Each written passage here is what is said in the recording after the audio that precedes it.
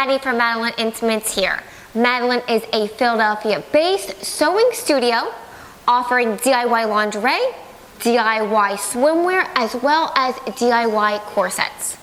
Kits, tutorials, retreats, sew-alongs, we do it all. This month, I released a new pattern with simplicity, the S9974 fashion corset top and dress. And in this video, I'm going to be going over 5 basics about corsets. Also a little question and answer that hopefully leave you feeling or saying to yourself, I want to make that 9974. And if so, there is a sew along. So question number 1, what makes a corset a corset?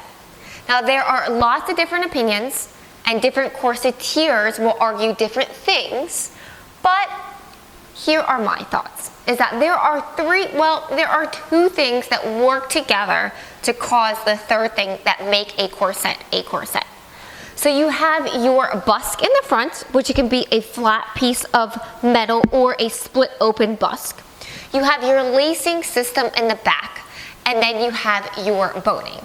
Now the busk in the front and the lacing system in the back, when you start to lace up a corset, work together as well with the boning to reduce the waist and reshape the body. Now if you don't have one of those 3, or if there is no reduction in a corset, some people will argue that it's not really a corset, and a better term to use is a fashion corset. Now a fashion corset is kind of like a corset, but it measures more than your body. There is ease in the pattern. And the 9974 is considered a fashion corset because it's meant to go over your body. It's not meant to reduce or reshape your body. Question number 2, can you wash a corset? Now, if you make a corset with steel boning and with flat steel boning, it is likely that the corset will rust if you wash it. Now there are some ways that you can add openings to your corset boning channels so that you can remove the steel boning so that you can wash it. But if not, there are some really great nylon plastic boning that is really good. And I wouldn't say almost as good as spiral steel because nothing compares to steel boning, but at least you're allowed to wash it. Question number 3, how long does a corset last?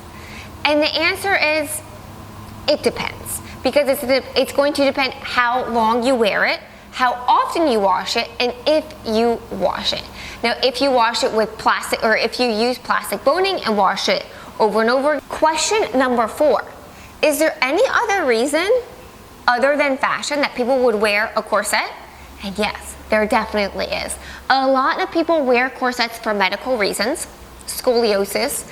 A lot of sewers wear a corset for posture, especially a waspy, which is a really short, basically a wide belt corset to keep their posture upright when they're sewing for long periods of time.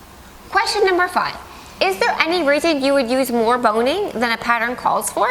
And yes, there are reasons. 2 come to mind is that 1, purely decorative.